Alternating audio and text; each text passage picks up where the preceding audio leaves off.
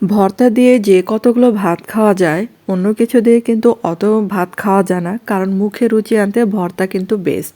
তার জন্য বিভিন্ন ধরনের ভর্তা খেতে আমার অনেক অনেক ভালো লাগে। আসসালামু আলাইকুম সবাইকে, কেমন আছেন সবাই? আশা করি তো ভালো আছেন। আলহামদুলিল্লাহ, আমিও ভালো আছি। যারা ভর্তা খেতে পছন্দ করেন তাদের জন্য আজকের আমার এই রেসিপিটা।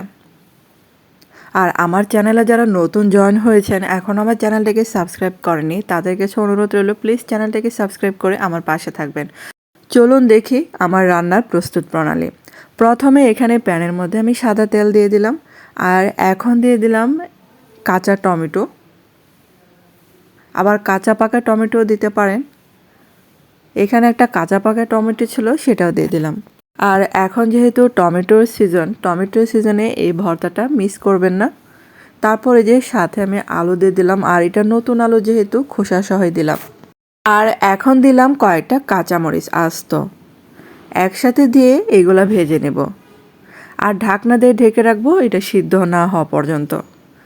তারপর আবার ঢাকনা খুলে মাঝখান দিয়ে আবার উল্টিয়ে পাল্টিয়ে দিতে হবে। আর ভর্তা দিয়ে যে কতগুলো ভাত খাওয়া যায় অন্য কিছু দিয়ে কিন্তু অত ভাত খাওয়া যায় না, তাই মাঝে মধ্যে ভর্তা করে খেতে কিন্তু দারুণ লাগে। আর এগুলাই যে একটু যে আলু আর টমেটোগুলো কিন্তু একসাথেই সিদ্ধ হয়ে যাবে। আবারও ঢাকনা দিয়ে ঢেকে রাখলাম। আর এটা কিছুক্ষণ পর পর কিন্তু আমি চেক করব যে এটা দুটোটায় একসাথে সিদ্ধ হলো কিনা। টমেটো আলুর এই ভর্তাটা কিন্তু অনেক মজার হয়। যারা এখনও খান না তারা কিন্তু অবশ্যই ট্রাই করে দেখতে পারেন এই ভর্তাটা। আর এগুলো কিন্তু ভাজা হয়ে গেছে, তো চুলাটা বন্ধ করে দিলাম। আর এখন এই যে আমি ভর্তা করছি, আর এখানে কিন্তু প্রথমে শুকনো মরিচগুলো আর লবণ দিয়ে ভালো করে কিন্তু ডলে নিচ্ছি।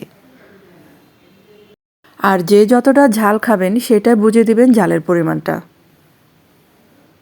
আর ফেসবুকে যারা এই ভিডিওটা দেখবেন, যদি ভালো লেগে থাকে তাহলে কিন্তু একটা লাইক দিতে ভুলবেন না।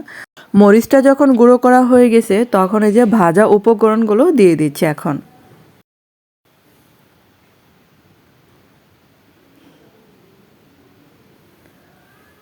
এখন এই যে সবগুলো কিন্তু ভালো করে ম্যাশ করে নিতে হবে। আর শীতকালীন এরকম ভর্তা করে খেতে কিন্তু সবারই অনেক অনেক পছন্দ।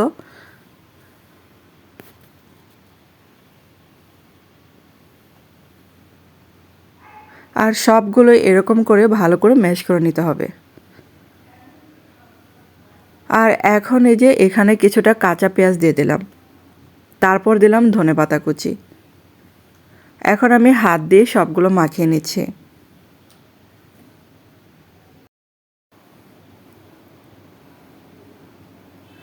আর এই যে ধনেপাতা পেঁয়াজ কুচিটা সুন্দর করে মাখানো হয়ে গেল। এখন এটার উপরে কিছুটা সরিষার তেল দিয়ে নিলাম। আর এই যে সরিষার তেলটা দিয়ে মাখিয়ে নিলে ভর্তাটা হয়ে গেল। আর অবশ্যই কিন্তু এভাবে ভর্তাটা ট্রাই করে দেখতে পারেন, অনেক অনেক মজার হয় এই ভর্তাটা।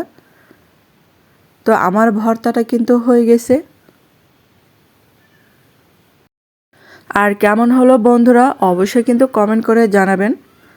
যদি ভিডিওটা ভালো লেগে থাকে তাহলে কিন্তু একটা লাইক দিতে ভুলবেন না। ধন্যবাদ সবাইকে ভিডিওটা দেখার জন্য।